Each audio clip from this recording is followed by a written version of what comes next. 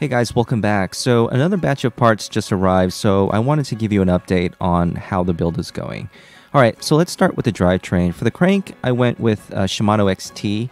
It's worth mentioning that Shimano sells a boost and non-boost version of these crank arms. The difference is that the boost version drive side spindle is pushed out 3mm to give you more clearance from the wider chainstay on a boost frame.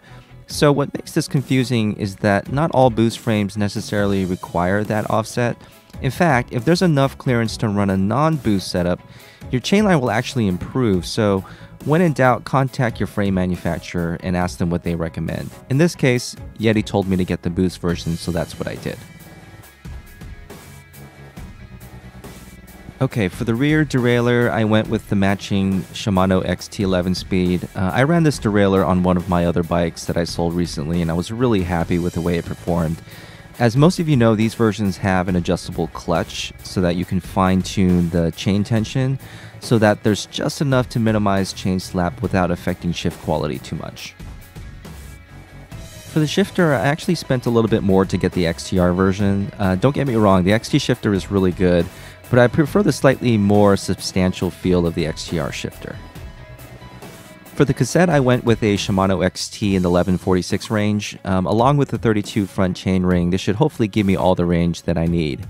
To be honest, I'm a little worried about the big jump from the 37 to the 46 on the last two gears, as I spent a pretty good time on the 42 on my other bike, but I guess I'll see how this goes. Alright, up next is the dropper. I chose to go with the Fox Transfer Series. These droppers haven't been out long, but I've heard really good things about the reliability thus far. I chose to go with the black as opposed to the Kashima coated version.